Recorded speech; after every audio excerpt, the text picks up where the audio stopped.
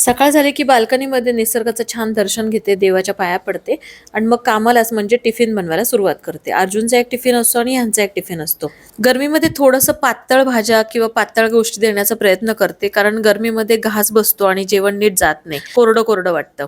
तर आज इडली बनवली मस्त लुसलुशीत. ह्यांच्यासाठी तर मी पातळ असं सांबार बनवतेय, त्याची तयारी करून ठेवली. पण अर्जुनला सांबार दिला तर कदाचित तो सांडू शकतो, म्हणून मी त्यासाठी चटणी बनवतेय. तुमच्या सगळ्यांच्या कृपेने इडलीचा व्हिडिओ तो मस्त व्हायरल गेला, पण त्यामध्ये बरेच डीएम होते की आम्हाला चटणी सुद्धा दाखवा. पाववाटी ओलं खोबरं, 4-5 मिरच्या घेतल्यात, भाजलेले शेंगदाणे इथे थोडे वापरलेत, त्याच्यापेक्षा कमी पंढरपुरी डाळ वापरली. थोडीशी कोथिंबीर घालतीये, मीठ घातलं चवीप्रमाणे, साखर चवीप्रमाणे आणि लिंबू रस घेतलाय आणि पाणी घातले अर्धा ग्लास. असं मस्त सगळं बारीक वाटून घेतली, पेस्ट बनवली.